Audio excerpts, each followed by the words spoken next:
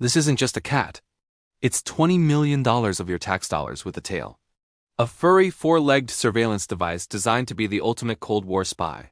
This is the completely true and utterly absurd story of Project Acoustic Kitty. The year is 1961. The Cold War is at its frostest. The CIA is desperate for an edge over the Soviet Union. They need to get inside high-level meetings to hear the secrets whispered in the Kremlin, but human spies are too risky. They needed something stealthier. Something that could blend in, go unnoticed, and get close to the target without raising suspicion. And in a moment of either sheer genius or sheer madness, someone in a windowless room at Langley pointed to a stray cat and said, "That we need that." The Project Acoustic Kitty was born. The concept, on paper, sounded almost brilliant. Cats are everywhere. They can wander into embassies, slip under fences, and curl up at the feet of powerful people, all while looking completely innocent.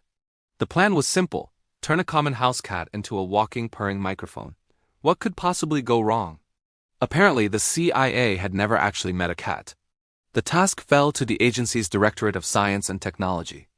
They assembled a team of top veterinarians, audio engineers, and intelligence officers.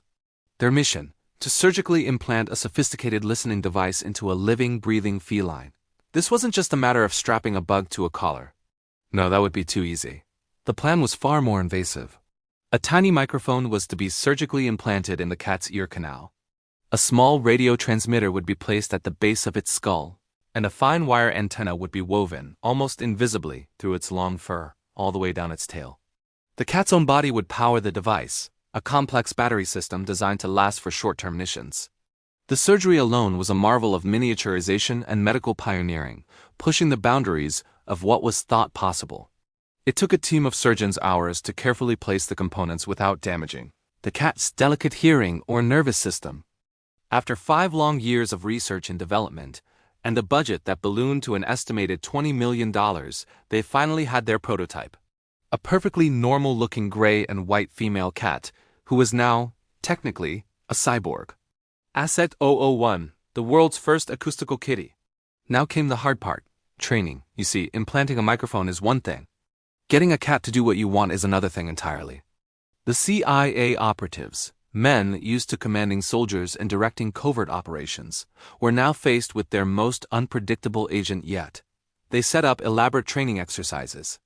They tried to teach the cat to walk short distances and sit near specific targets on command.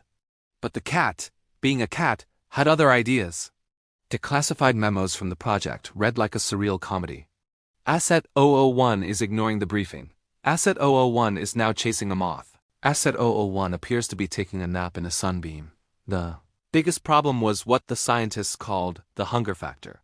When the cat got hungry, it would abandon the mission, no matter how critical, and wander off in search of a snack. The multi-million-dollar spy was easily distracted by a rustling leaf, a friendly passerby, or the tantalizing scent of a nearby dumpster.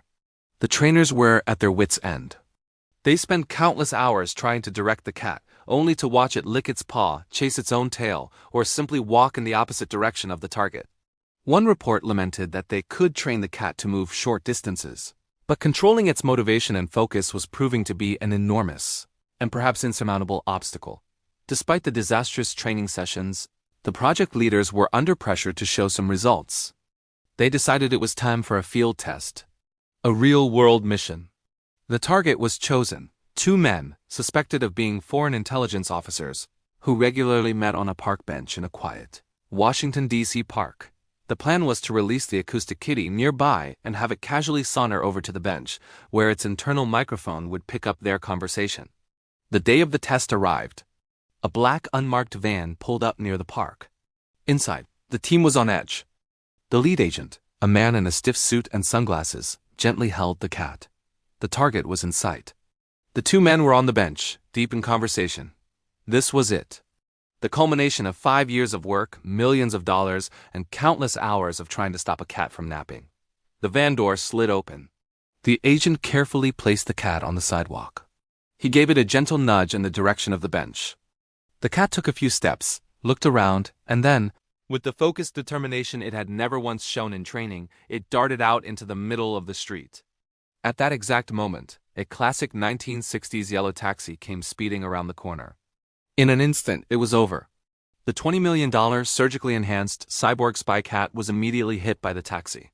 The mission ended before it even began. The agents in the van could only stare in stunned silence at the empty street. 5 years of work, millions of dollars, defeated by a guy looking for a fare to Brooklyn. According to Victor Marchetti, a former CIA officer, the project was scrapped on the spot. He recounted the scene to historians later, saying the project heads looked at each other and said, "That's it. Let's kim this thing. It's over." They concluded that the program was simply not practical. The variables were too great, the agent too unpredictable.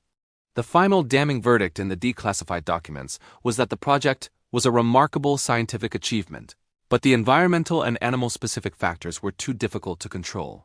And so, the strange tale of Acoustic Kitty came to an unceremonious end. It became a legendary, almost mythical, failure within the intelligence community, a cautionary tale about the limits of technology and the untamable spirit of a common house cat.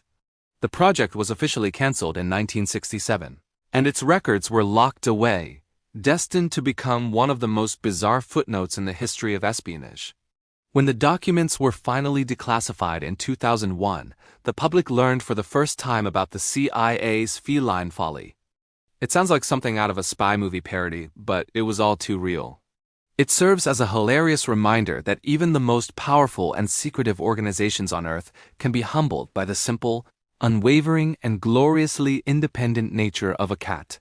In the great chess match of the Cold War, the cat simply refused to play. It chose, instead, to chase a moth, take a nap, and in its final moments of service walk into traffic. A true maverick to the very end. So the next time you see a cat just sitting on a park bench, looking innocent, maybe take a closer look. It's probably just a cat, but you never know. It could be the ghost of a $20 million idea that was just a little too clever for its own good. Thanks for watching. If you enjoyed this wild piece of history, make sure to like, subscribe, and hit that bell so you do not miss our next dive into the strangest stories you have never been told. See you next time.